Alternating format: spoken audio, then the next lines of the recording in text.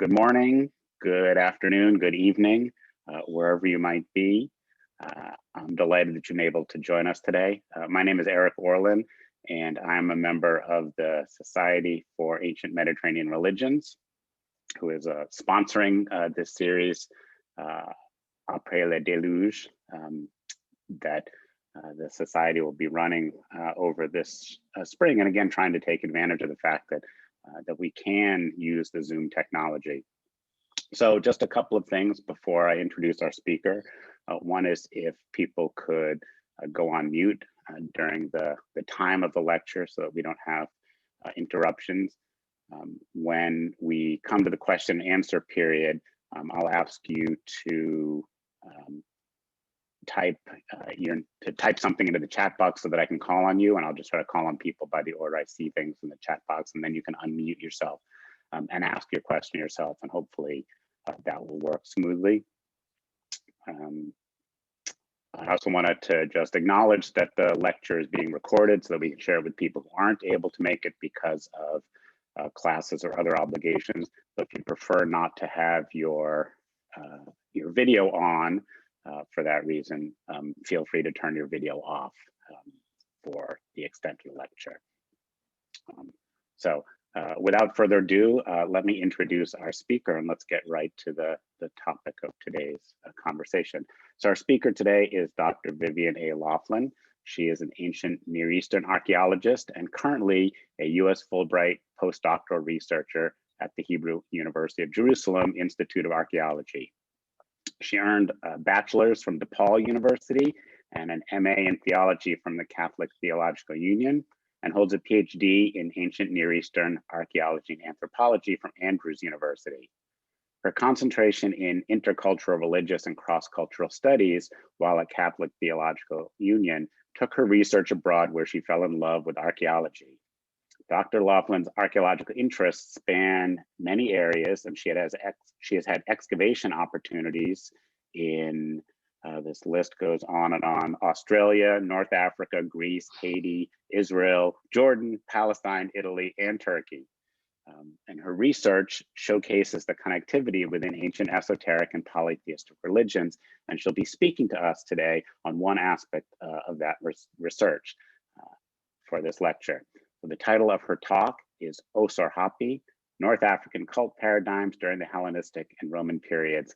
Please join me in welcoming Dr. Laughlin to our Zoom lecture room. Greetings, everyone. Thank you for making time to come to my lecture. I'm just going to jump right into it if it's okay. So the Hellenistic dynasty that began with Alexander the Great catapulted to the Ptolemaic era that aesthetically Hellenized the Osor-Hapi cult, thereby burgeoning the Hellenistic Egyptian cult of Serapis and coupling it with agency.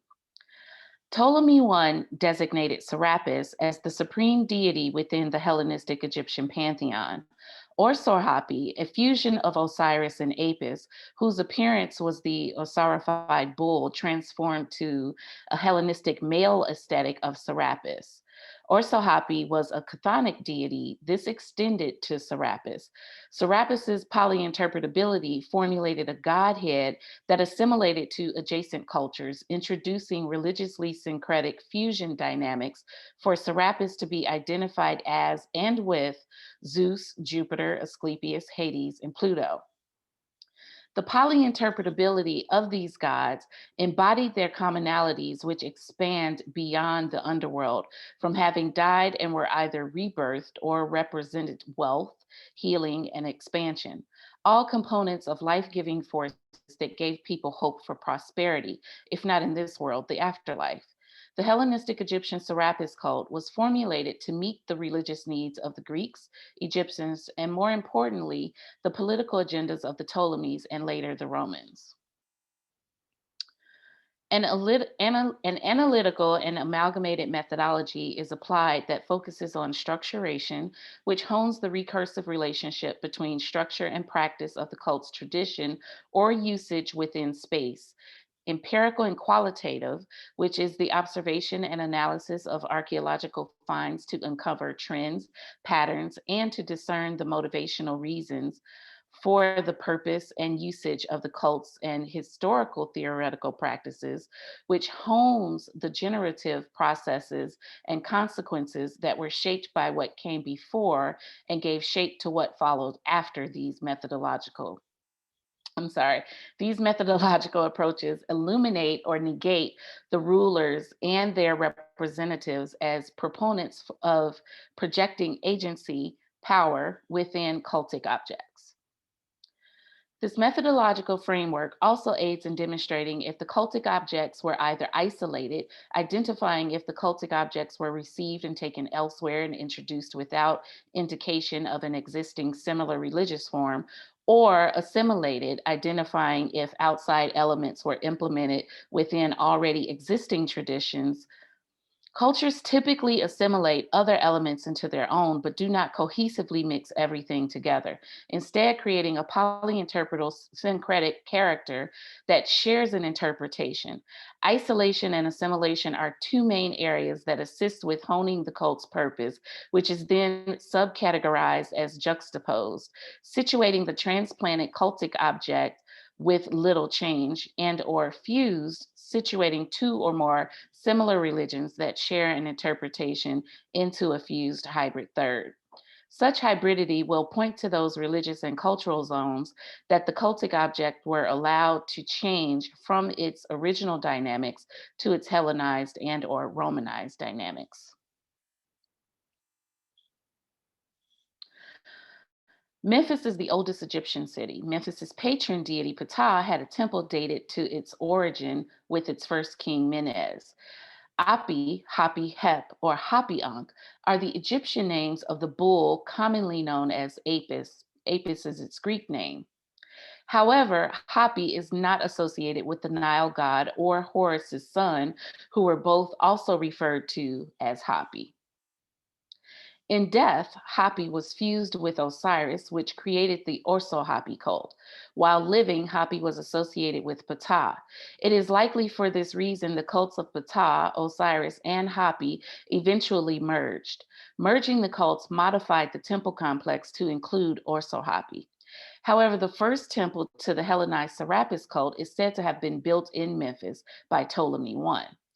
The Serapeum was likely instead rebuilt to replace the Osor-Hapi temple, again, whose origins were already in Memphis prior to Macedonian Greek rule.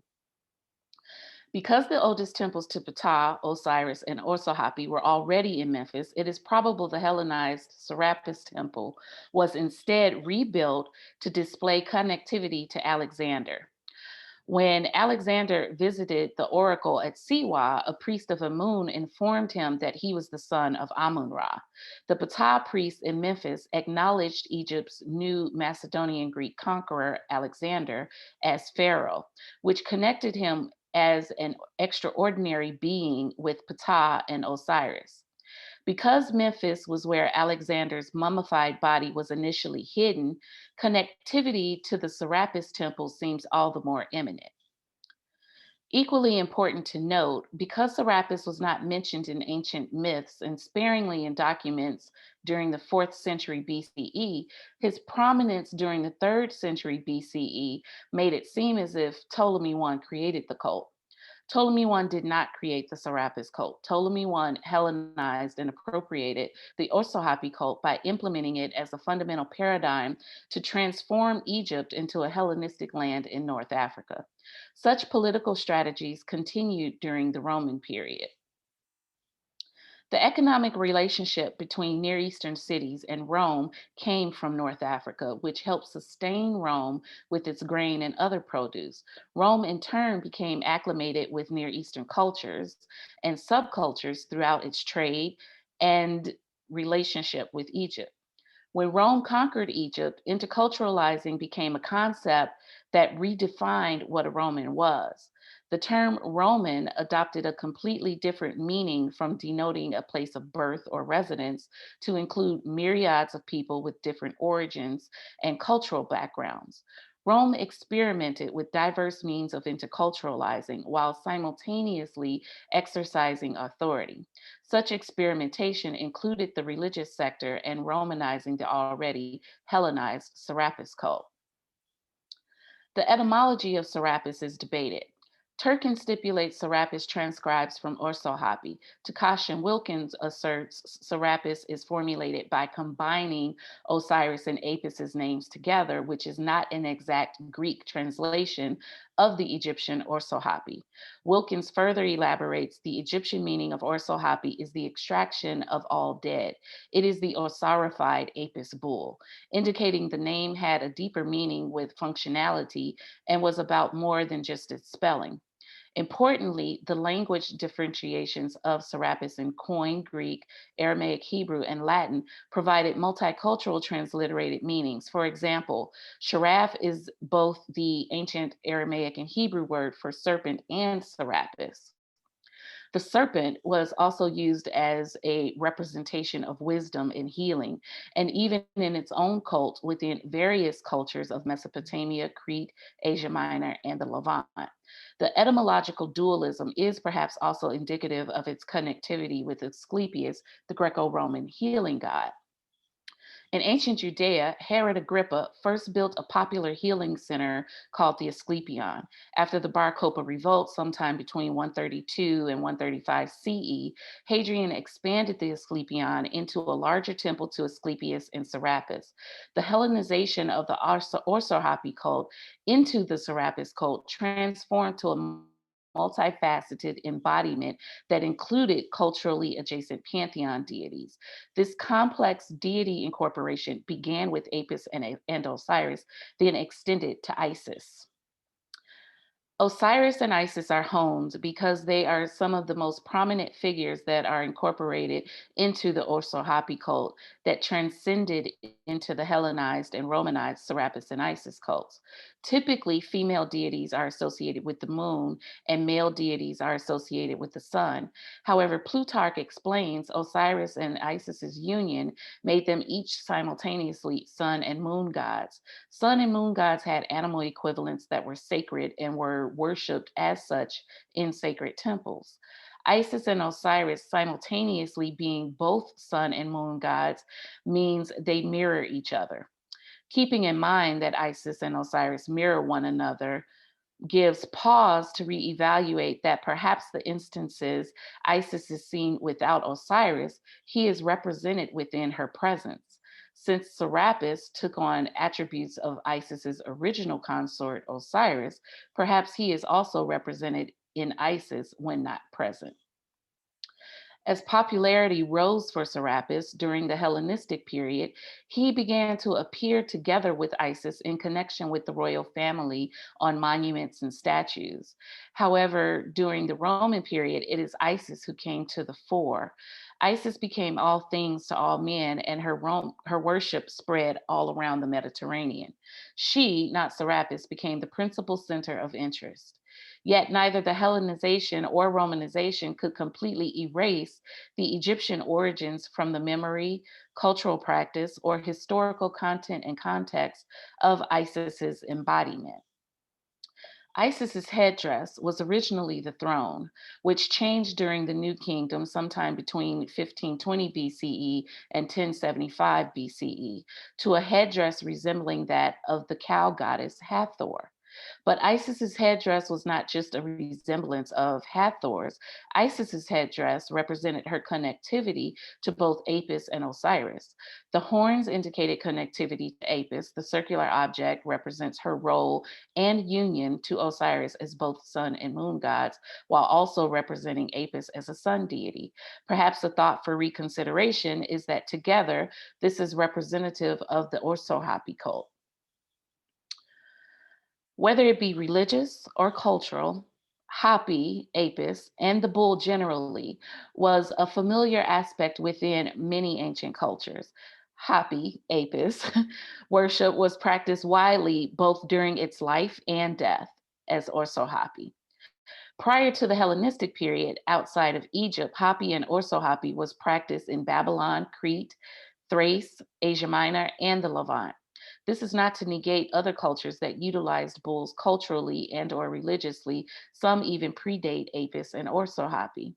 In fact, perhaps the assimilation of the Serapis cult was easier because the bulls were already culturally and or religiously symbolic.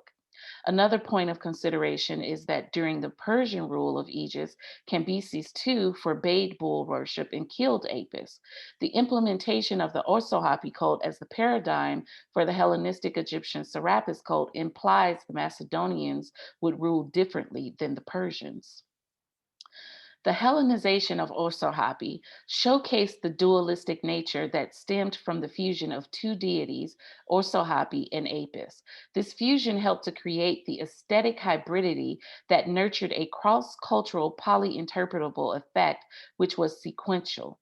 The Hellenistic Egyptian cult of Serapis became the first institution of religion that combined two cultures, Greek and North African Egyptian, by showing the commonality of their gods.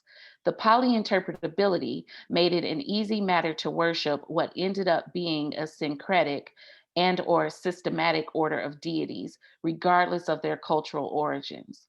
Interpretatio Gracia was utilized wherein a Greek was able to recognize Persephone in Isis, Dionysus in Osiris, and Zeus in Serapis, while simultaneously worshiping each deity in its original nature.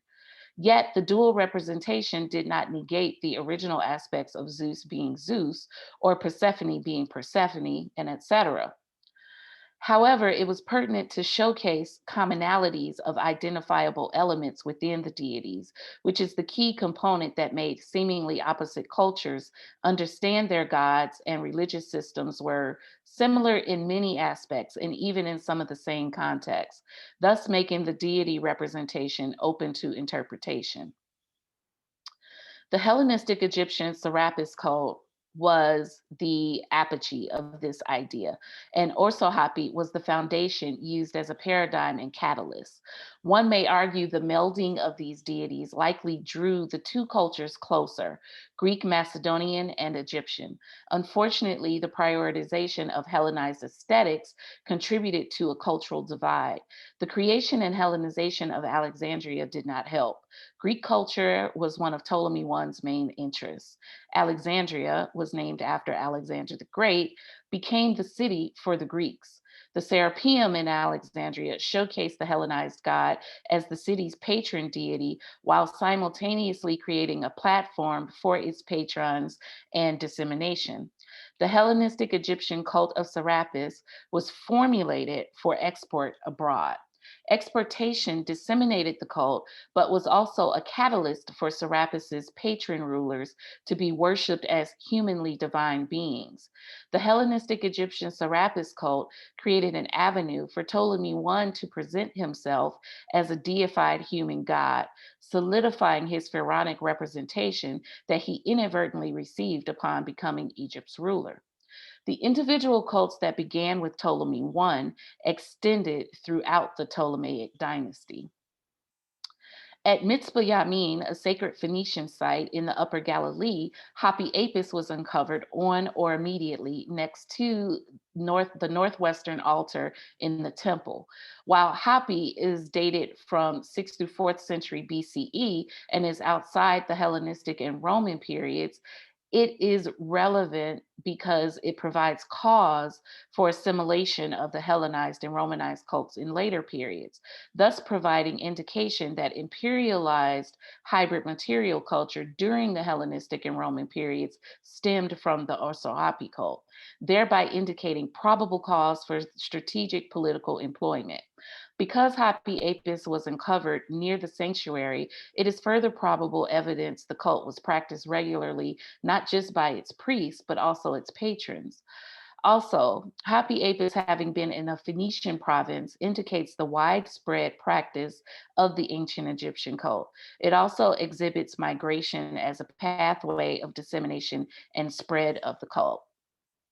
Also at Mitzvah Yamin, a small bronze Osiris and an accompanying schist statue of Osiris and Isis was located near the altar inside the sanctuary.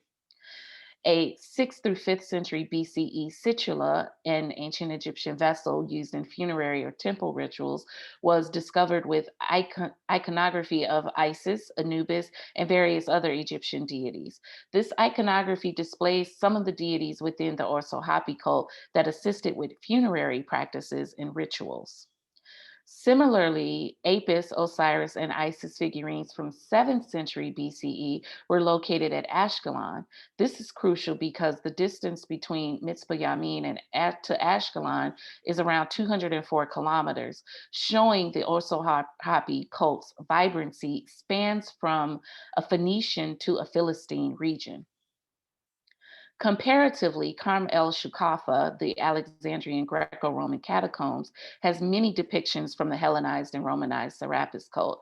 Located on the back walls of the Persephone tombs in the Hall of Caracalla is a frieze with Isis Maat, Apis, and Osiris. The frieze highlights Apis in the center, being indicative of the Osor-Hapi cult as the center of the Greco-Romanized Serapis and Isis cults that transcended cultures and time periods, forming new hybrid cultic images. A replica frieze is on the adjacent wall. Another frieze highlights some of the Greco-Romanized Serapis cult's additional key figures. Please note, these same figures were on the 6th through 4th century BCE situla located at Mitzpah Yamin. The Greco-Roman frieze exhibits connectivity to Osor-Hapi and indicates Osor-Hapi as a fundamental aspect and paradigm throughout the Hellenistic and Roman periods. It also provides indication the Osor-Hapi cult was a platform for Hellenization within the Serapis cult, thereby making the Romanization of Isis an easy matter for emulation to disseminate outside North Africa, possibly beginning with Greco-Roman areas within the Southern Levant. The Southern Levant was comprised of many societies, ethnicities, and ancient religions that were already familiar with Apis or Sohapi, Egyptian religion, and the Hellenistic Egyptian Serapis cult. It is perceivable that Augustus first employed the Romanized cult in the Southern Levant prior to exporting it to Rome. Perhaps the employment was also an avenue to introduce the imperial cult, which was personalized to worship the emperor. Since ruler cults were already a familiar Egyptian concept, this synopsis is not inconceivable, especially since there are many coinage pieces that emulate the Ptolemies as Serapis and Isis. A coin from Ashkelon dated 219 BCE represents the cults of Ptolemy IV and Serapis and his as Serapis and his wife Arsinoe III as Isis. The iconography of the eagle with the thunderbolt on the reverse represents the legend of Zeus, the Greek equivalent of Serapis, who transformed himself to the eagle that saved a young Ptolemy I after his father Lagus exposed him to die from the outside elements. The eagle iconography, in combination with the Ptolemaic presence, is represented as the supreme leadership gifted to Ptolemy I and the power that was anchored within the Ptolemaic Macedonian Greek heritage that connected its bloodline to the gods. Also, we must not forget, it was decreed on the Rosetta Stone that all honors should be paid to Ptolemy V and his ancestors. It was further decreed that Ptolemy and Arsinoe, the father-loving gods, were recognized as gods as their son, Ptolemy V.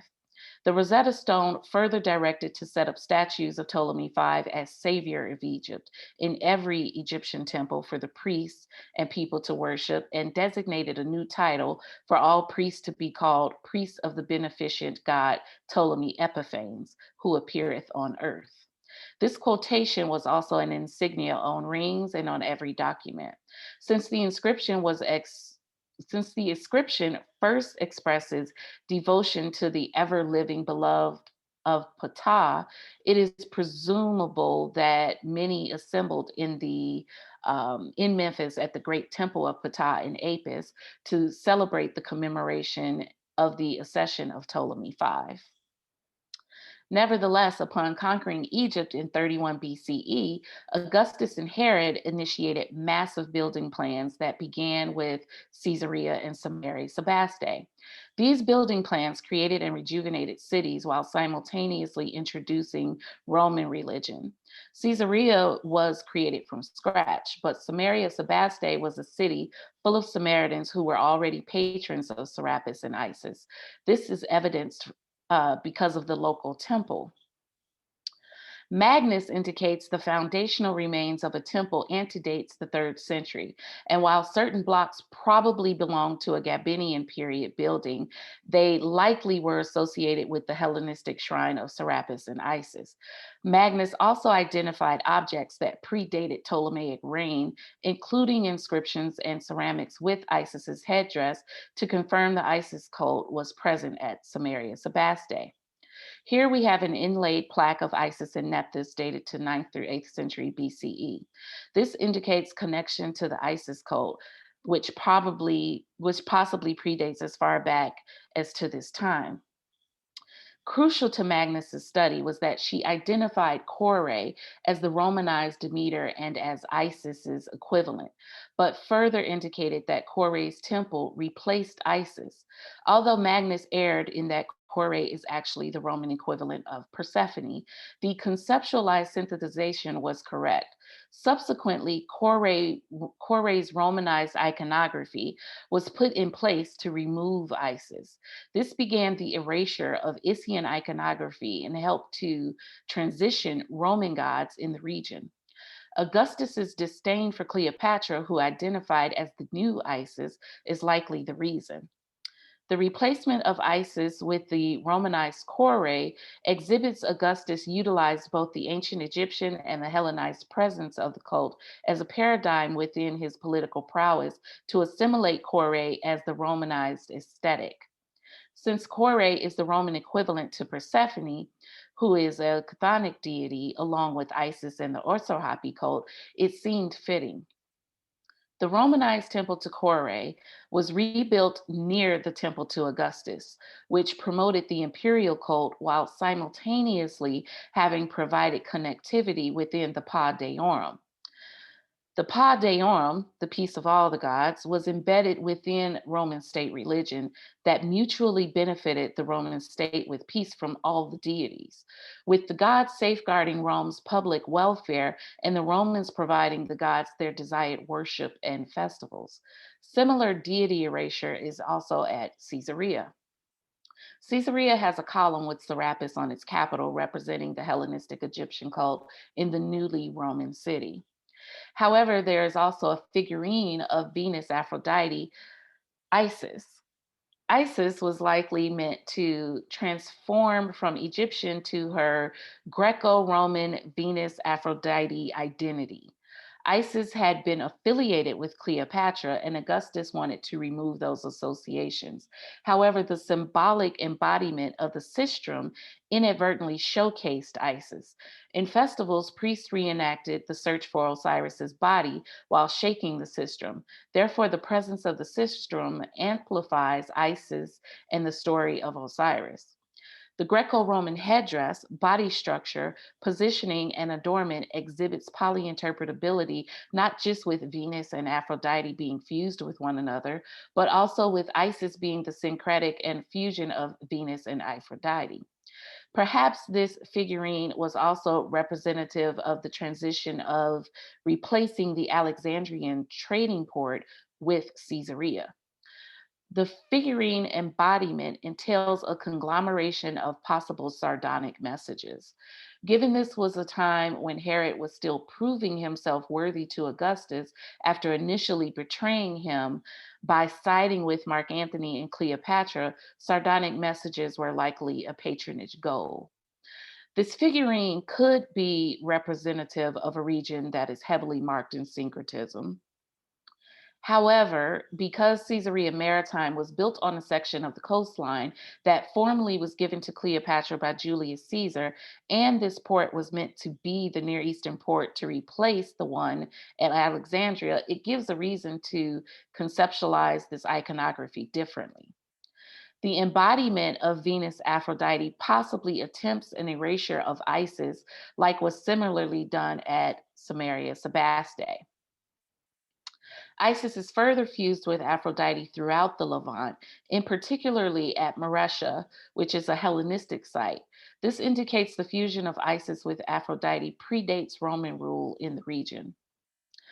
A fresco of a bull was located in the Herodian royal room at Herod's home. A similar fresco is located at the house of Livia. It is arguable this bull is not Apis because of its lack of Egyptian markings. However, given the erasure of Isis at Samaria Sebaste and the attempted erasure of Isis at Caesarea, these frescoes may not be happenstance. Herodotus describes one of the key identifiers of Apis is his black color. It is likely the Black Bull frescoes may have ambiguously indicated connectivity to Apis and the Serapis cult. Also, Romanization of Apis did not replicate Egyptian iconography of the original Hapi Apis. This is demonstrated with the frieze in Carmel Shakafa and with Hadrian's Apis dedication in Alexandria. Furthermore, the complex on Palatine Hill has Egyptian, more specifically Isiac iconography throughout the Alia Isaaca, House of Livia, House of Augustus, and Temple to Apollo. For example, the Temple to Apollo contained a clay plaque with Cybele, the great mother, and Serapis, the great god, as sphinxes prostrating while flanking Isis, who holds a sistrum and a bowl of fruit. In Egypt, the presence of a sphinx has long been known as the sacred protector. However, the story of Epidus reminds us the Greco Roman representation of the sphinx can possibly infer symbolically that the flanking Cybele and Serapis sphinx infer these deities have died and Isis is acquisitioned in the fore of the Roman world, ultimately representing the Pa Deorum approves. The bowl of fruit Isis holds represents her as the fruit bringer, bringing the divinities that are not just of Serapis, but also Demeter. Serapis, whose headdress is usually a modius, container for measuring grain, one of Egypt's staple crops, was Romanized. Isis's headdress was also Romanized, erasing her connectivity with her native land of North Africa, Osor-Hapi, and Serapis. Isis's features, including her hair, was changed to a Greco-Roman aesthetic, perhaps to indicate the dual representations to various Greek and Roman goddesses. Now, it may seem contradictory that Augustus' attempted erasure of Isis in Near Eastern regions then created a plaque to showcase her inside a temple located in his home in Rome. Roman law did not allow Egyptian rites inside the Roman city limits.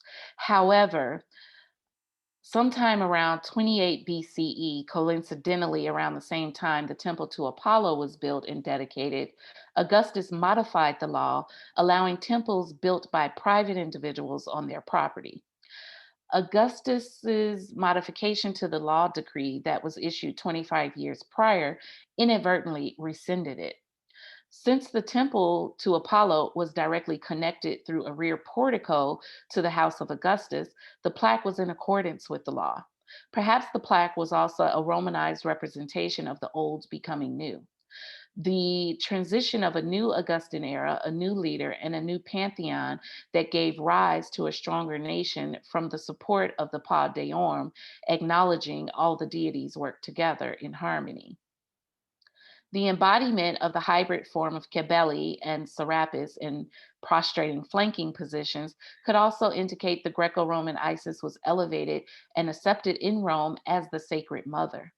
This plaque was probably also meant to provide connectivity to the temple of the Magna Marta Cybele, which were steps away located in the front of the house of Augustus in Livia on Palatine Hill.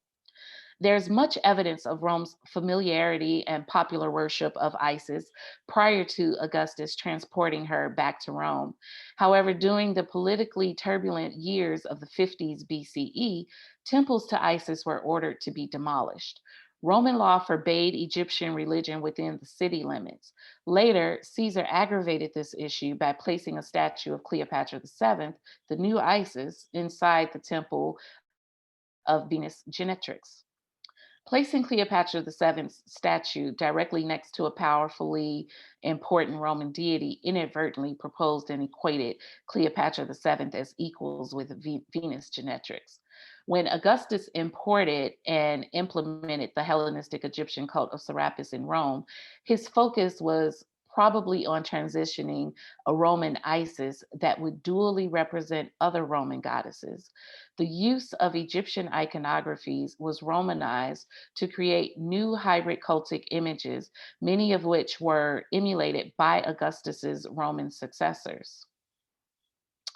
While much of this research is still pending, I propose a reevaluation of the way we interpret these deities. I also want to reiterate that I believe the connectivity displayed with the artifacts indicates Osor-Hapi was not just used as a paradigm, but also as the foundational catalyst that was the onset for the religious dynamic and tone of the Hellenistic kingdoms and Roman empires to which Isis became more prominent.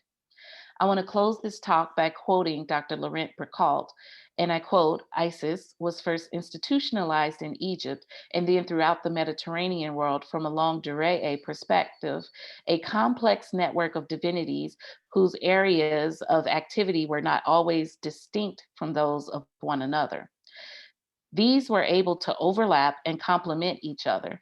This is one of the reasons why the cults of Isis must preferably be analyzed in terms of appropriation rather than diffusion. These appropriations were dependent on one another to a great extent, and moreover, they were determined by much larger social and religious developments that were unfolding over time," end quote. This concludes my talk. I want to thank the Society for Ancient Mediterranean Religions for inviting me to speak on my research. If anyone has any suggestions regarding my research, I'm very open and eager for your input. Terrific. Thank you very much. As a Romanist, I really learned a lot. I appreciated seeing all the evidence from the Middle East, that you presented. I'm much more familiar with the stuff that you talked about towards the end of your lecture in Rome. So I thought that was a terrific presentation. As I said at the beginning, we have time for questions. I'm going to invite people to type an X or a Q or something in the chat box, and then I can call on you in order. I know that some people will be dropping off, so I think we should first start by thanking Dr. Laughlin for her presentation. And also, if you are dropping off, I just want to invite you to our lecture next week by Dr. Michael van Veldhuizen, entitled Fighting a Postmodern Monster, Plague and the Delphic Oracle. And that lecture will start at 7 p.m. Eastern, 4 o'clock Pacific, because he's on the East Coast. And so we can try to move it out of the teaching hour for most of us. So let me stop talking, thank Dr. Laughlin once again, and invite people to pose questions.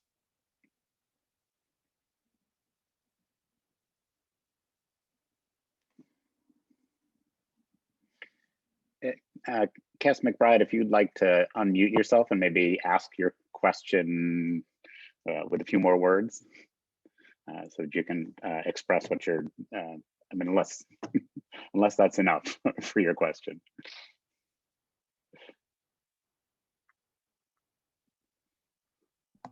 Hi, excuse me. I'm having issues with Zoom. I can't even see myself. But thank you for your lecture, Dr. Vivian. Very informative. Wow.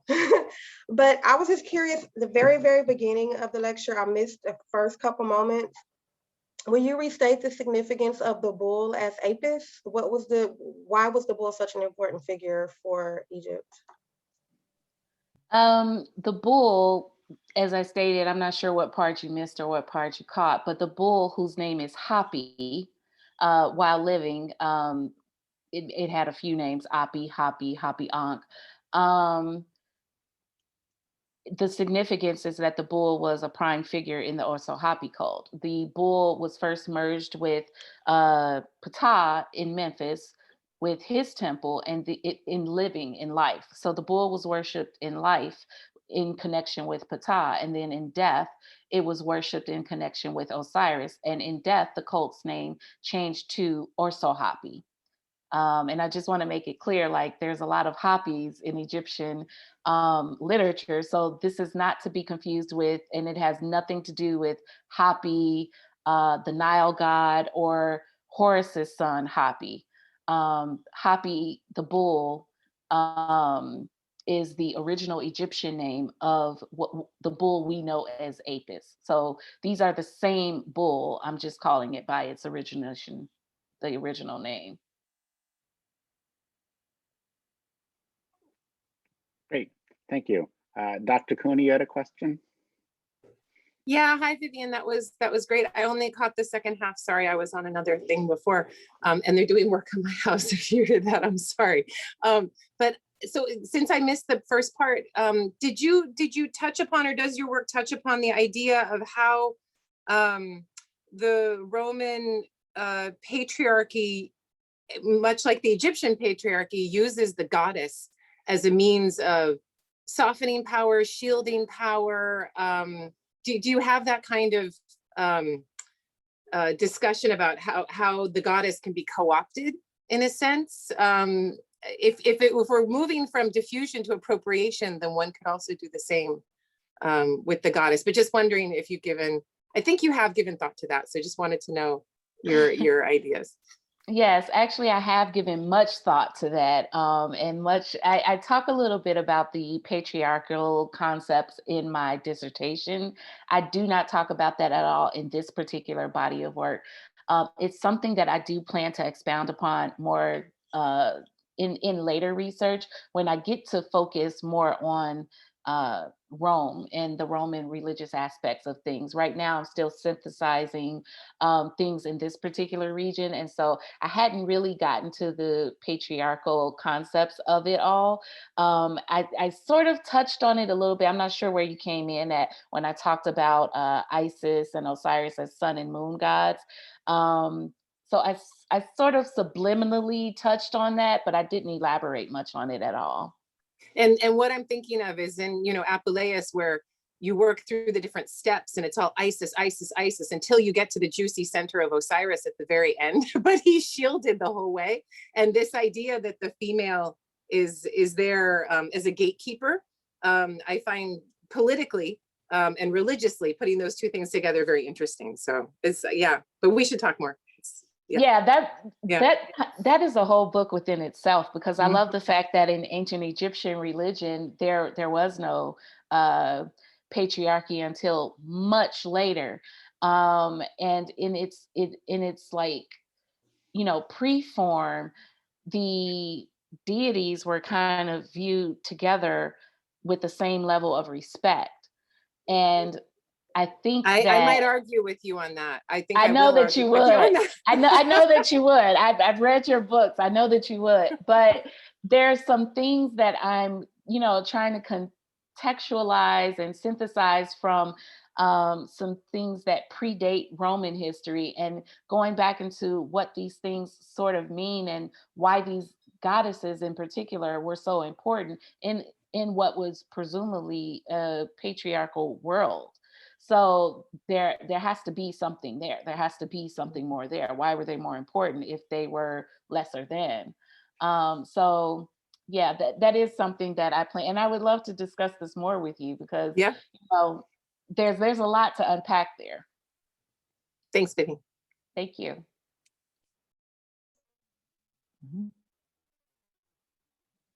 Still, look at that. Sarah Morris, you have a question. Yes, thank you, Dr. Laughlin, for a great experience for many of us. Very rich paper.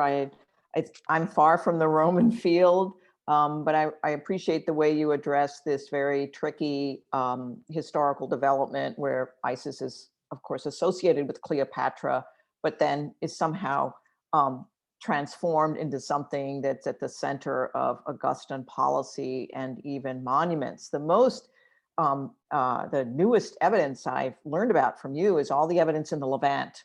And I'm especially interested that there is in the Phoenician realm, Mitzah Yamim, this is all new to me, certainly, that you brought out some of these earlier Hapi Osiris, Hapi Osir cults. Is it possible that the kind of syncretism, we used to use that word, it comes back in and out, of the bull cult and the Osiris took place first in a developed way in the Phoenician world, without the political patronage and strategies that emerged under the Macedonian dynasty in Rome. And I guess I'm just interested in hearing more about the Levantine evidence. You showed us or mentioned that there's one of the first Augustan ISIS patronage acts actually takes place in the southern Levant, which is fascinating.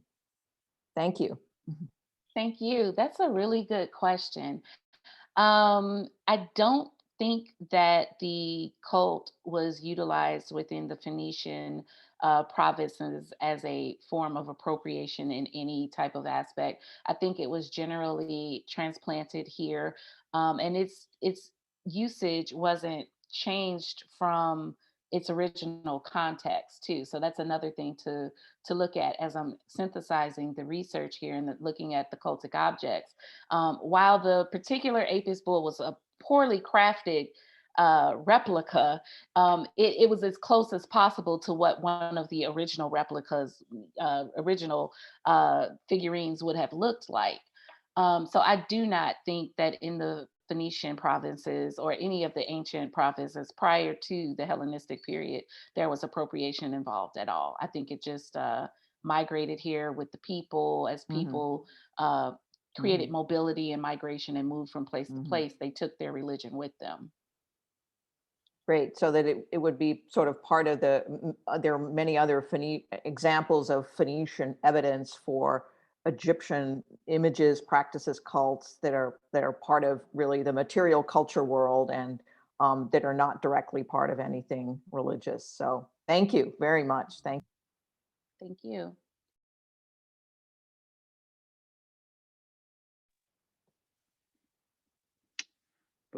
Are there others that have questions? I feel like I've had an opportunity to talk with with you several times, so and follow up. But are there others that are logging on today? Great. Well, I think this Eric, has been. Yeah, Dan Showalter. Thanks, Eric. I don't have a specific question, but I wanted to connect something that I've been working on, and also just to say thank you so much from the Society for your participation today. Dr. Laughlin, we really do appreciate it. And thanks to everybody who has tuned in and is still with us or has taken off. I work at a site in northern Israel called Amrit. It's a Roman period site. And it's interesting as I look at this and the evidence that you're citing from around the region, we have sort of scattered reference to Egyptian imagery, nothing specifically about ISIS or nothing specifically that you can point to and say this is it. But we've got several fresco murals that show Nilotic scenes with really nice boats, and we have some basalt statuary fragments that seem to look very Egyptian. And it's been interesting over the time that we've worked there that there's kind of been a sense that this is really some pretty serious concerns for the people there, and it shows up in a number of ways. And I was thinking when you showed the figurine from Marsha, that Adi Erlich, who did the figurines there, I have to go back and look at her list of our figurines and see if there's anything where she's pointing to ISIS in those as well. But it certainly seems like, as far as we're concerned, everywhere we've looked, we seem to have come up with, indications that the people there were thinking about Egypt and presumably also thinking about these deities. So thank you very much. Thank you. Great.